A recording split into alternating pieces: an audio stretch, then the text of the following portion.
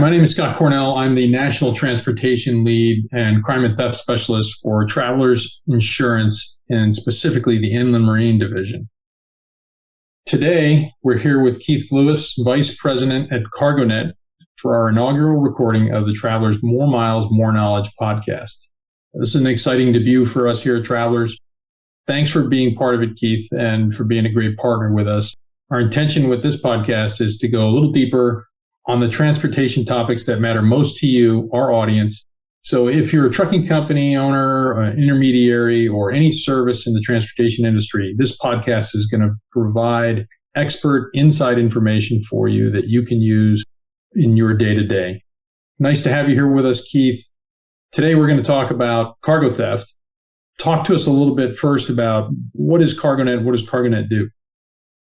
Thank you, Scott, and thank you for having me. CargoNet is a division of Verisk Analytics. We track cargo theft. We take in theft data. We aggregate it. We provide reports. We provide theft prevention tips to our clients, and we provide investigative support to law enforcement. Great. So, Keith, let's talk a little bit about cargo theft in 2020 and 2021. We know that both years were years for the record books.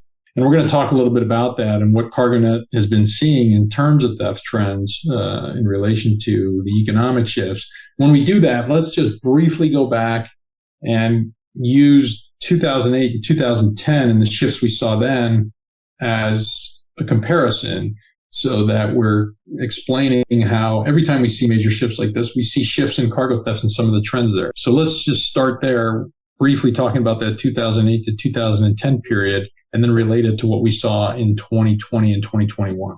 So thanks, Scott. 2008, 2009, electronics led the pack as far as the most common commodity stolen, specifically along the I-40 corridor. The industry did not have good security practices at the time, and the organized theft rings took advantage of that. A couple things happened.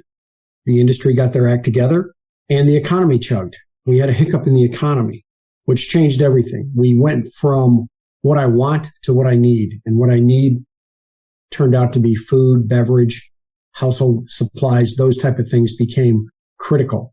So we saw them by 2010 make that shift to food and beverage. And by 2010, we saw food and beverage jump into that top commodity targeted and stolen across the country. And it stayed in that spot until 2020.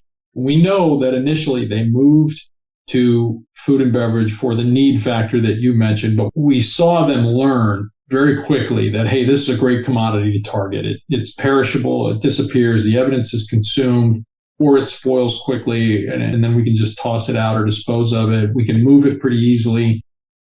So we saw them stick with that commodity all the way through 2020, and that was related to that economic shift that we saw in 2008 to 2010. So let's fast forward to 2020 now. And again, we see another economic shift. And what did CargoNet see in 2020?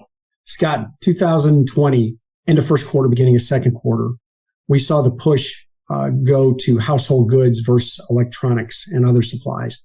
Items like household cleaners, masks, other PPE type supplies, gloves, ventilators became the hot commodity to steal. And that's carried on throughout the year and even to this point of this year. And so if we use the cardinal rule that you and I always talk about, which is organized cargo rings are going to steal what they know they can sell.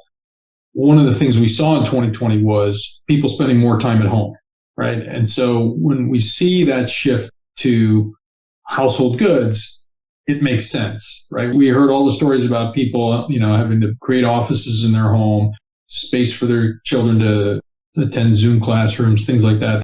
And so it makes sense. It goes back to the same type of thing that we saw with the food and beverage switch in 2010. So now we saw that shift in 2020, and I know some of it was significant in the second quarter, right? I think the second quarter we were up over 60%, but for the year it was 29% total increase in 2020 over 2019, right? Correct. So now we move into 2021, and what is CargoNet seeing numbers-wise or shift-wise in 2021, the first three quarters? So we saw the household goods taper off, and now we're starting to see electronics pick up. And one of the problems is now is with the log jam at the ports, both Savannah and California, we're starting to see thefts in that area increase quite a bit. Savannah, Georgia, we're seeing food, mostly seafood type products, frozen, coming in from the port. California, it's electronics. Again, it's a whole system. It's what the consumer wants is what the bad guys will steal.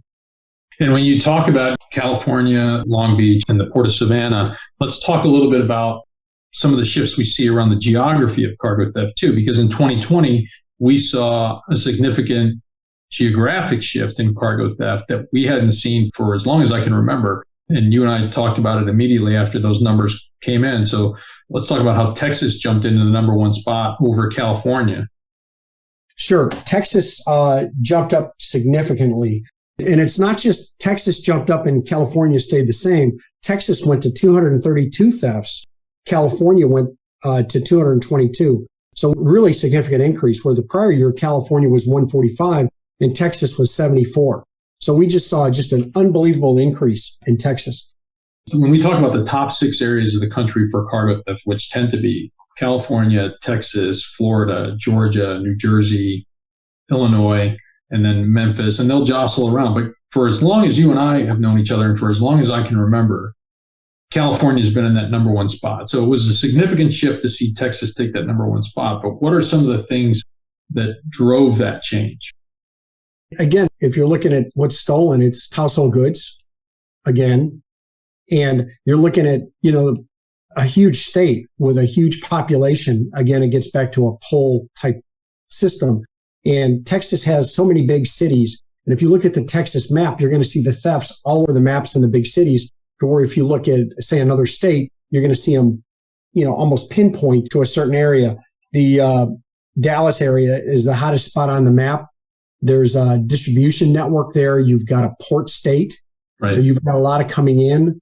There's so many different things that are stolen there. Building materials is a big thing in Texas right after a storm. But again, this year it's been household. All very interesting information, stuff that we talk about on a pretty consistent basis, waiting for more shifts and to see how 2021 pans out. I do think in 2020, we saw the bigger shifts or the bigger jumps in numbers in the beginning of the year. And in 2021, it seemed like 2021 started off a little bit slower and then is starting to heat up a little bit more as we come into the third quarter and potentially into the fourth quarter. I know that 2021 is down compared to 2020, but it's still higher than 2019. And I'm curious to see how far off 2021 will be from 2020. What are your thoughts around that? I think we're going to start to see, again, it's going to be higher than 2019. We're seeing a reduction right now. Thefts are down this year. Our big electronics month was June, July, August, and we saw that organized crime ring operating out of California. But the trends that we see, come from the pull of what the consumer will buy. So whatever's selling at the retail stores, that's what the hot commodity is going to be in the bad guy supply chain as well. So let's move then into when we see jumps like what we're seeing in Southern California or what we saw in Texas. Let's talk about what can drivers and companies do to prevent cargo theft in the first place. How can they work to keep the horse in the barn rather than have to chase the horse once it's out of the barn, so to speak? It's a lot of small things that the companies and the drivers can do. If you're using the data that CargoNet supplies, you can see that on my route and using our product called Route Score, you can see that if I'm going from A to B, these are the hot spots along the route. And one good example is that if I've got 6 hours to drive, but if I drive those 6 hours, it's going to take me right in the center of that hot spot. Maybe I want to drive 5.5 hours and stop 40 miles prior to that red zone and take my break there versus drive right into the middle. Yeah, it's a half hour, it's 40 more miles, but if it saves someone stealing my freight, or even more important, sometimes drivers get involved and get hurt. It protects my safety as well. Just a few small deterrents, 3 to 5 minutes, I'll send a thief somewhere else or send them home for the night.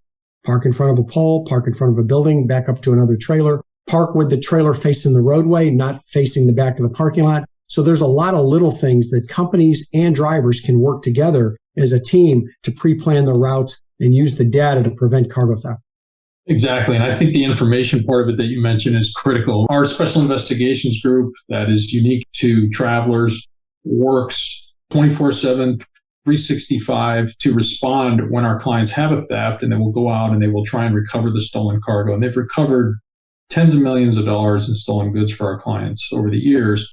And I know, especially over the last couple of years, CargoNet and our team work together on that recovery aspect. But when we talk about the prevention part of it, our team stresses a lot of the same things that your team does, and that information part of it is critical. Knowing where the thefts occur and where they're occurring today, not in 2018 or what we commonly see, right? If I go back to the earlier conversation of it was always common that California was the number one spot. Well, in 2020, if you weren't looking at the 2020 numbers, you may not have understood how significant the jump was in Texas, and that you really needed to take more precautions, if not, the same precautions in Texas that you would in California, which generally work all across the country anyway. But we talk about that layered approach. We talk with our clients about good process and procedures, and that knowing the topic is part of that good process and procedures. And then we'll talk about introducing hard locking devices, high security rear door locks that match up with things like you said on where you're parking it. Are you parking against something so the doors can't be opened? But if you have that high security rear door lock that's effective in keeping those two rear doors married, and you can't find something to back up, at least you have that in place. If you're carrying a perishable commodity like food and beverage or things like that we talked about earlier, having a good seal lock on there to protect the seal, because as we've discussed in the past, if you have a broken seal on a perishable load, you're going to have an issue, right? And so taking that layered approach, that information, some hard locking devices, and then we talk about covert tracking, and I don't want to get too detailed in covert tracking, but maybe then covert tracking is a good enhancement to those other two first steps in the prevention cycle. Sure. So I agree with you. It's a multi-layered approach. There's not one thing that is standalone that you mentioned that's going to prevent cargo theft.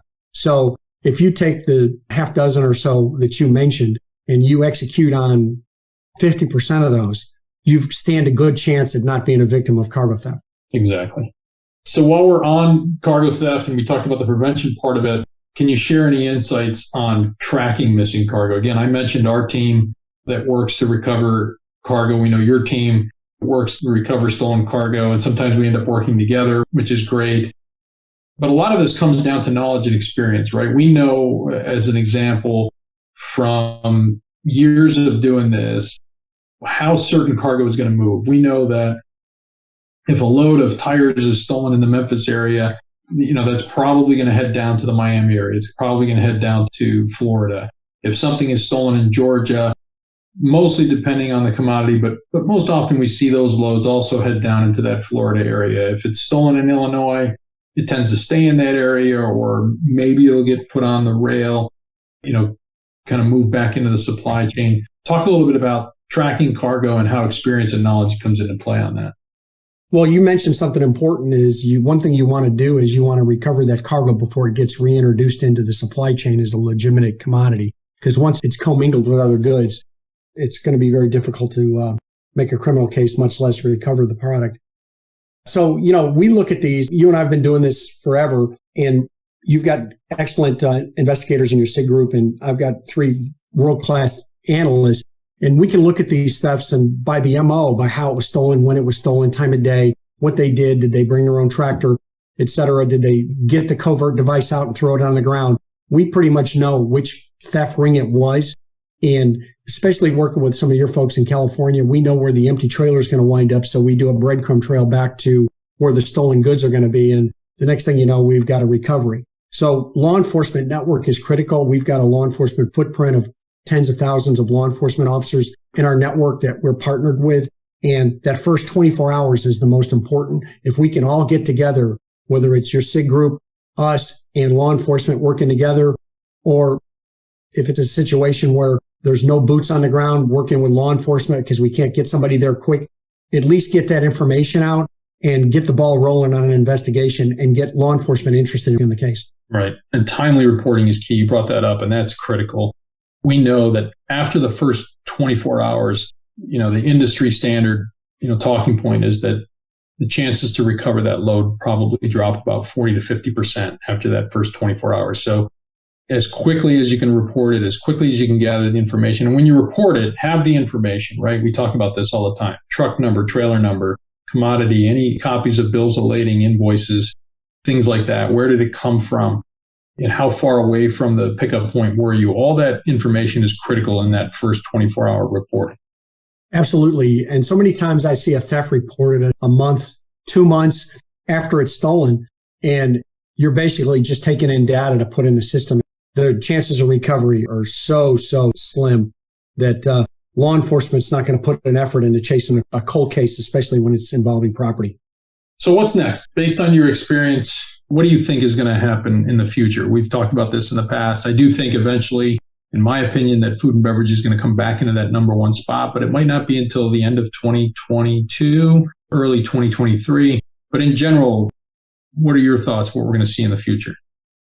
If you look at the history, if you look at the data of the past, it predicts what's going to happen in the future. So what we're seeing now is kind of an anomaly. And things will even out and go back to what we saw prior years. And it gets back to needs versus wants.